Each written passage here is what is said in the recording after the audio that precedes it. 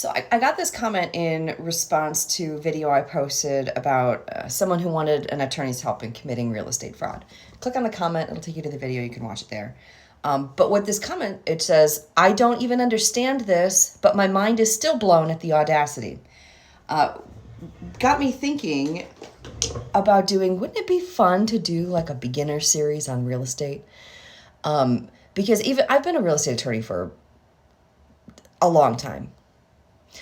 And it was a total accident. And you're like, how do you accidentally become a real estate attorney? Well, I can tell you that. Maybe I'll do it in another video. But property law class in law school might be the second most boring class that a law school student will take.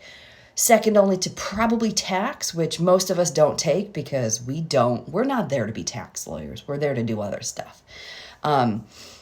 Property law was that for me. It was painful. I cried through most of it. I called my dad right before classes started, and I'm reading my first assignment for property law, and I said, I'm crying on the phone with him. I don't understand this. I don't understand the words that are written on this paper, and I don't even know what I'm doing here. And my dad, being my dad, gave me the best pep talk of all time. Basically, shut the fuck up, figure it out, and get through law school. That was my dad's way of tough loving me. So I did that. I figured it out. I begrudgingly passed property law both times because there's like property 1 and property 2.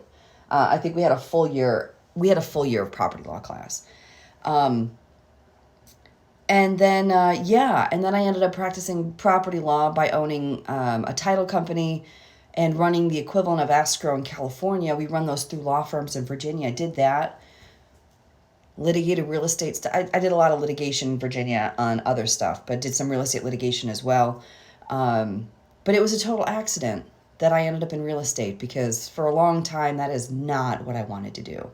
But here we are in California talking about property law. So whether you're in California or not, if you have questions about real estate, I was thinking that we do something like this, like basic real estate legal terms, like what's a quitclaim deed? That's a great one. What are some instances of real estate fraud? How can I own title? And I'm pretty sure I've already done some videos about how you can actually own real estate with people. But like questions about home ownership, like what are some things that I need to be looking out for? And then one of the other things is talking about how your real estate and your estate planning are so intimately intertwined, especially if you're in California. But this really applies to anybody. None of this is going to be legal advice. Just pretend you're going to fake law school because you might as well be.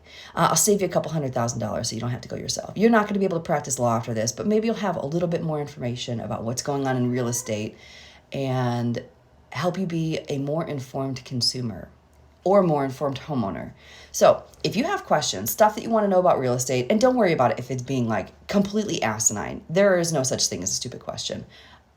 We'll see. And then I can do something like this where we do a response video and we have a whole little library about real estate stuff. So what do you think? Drop your questions in the comment.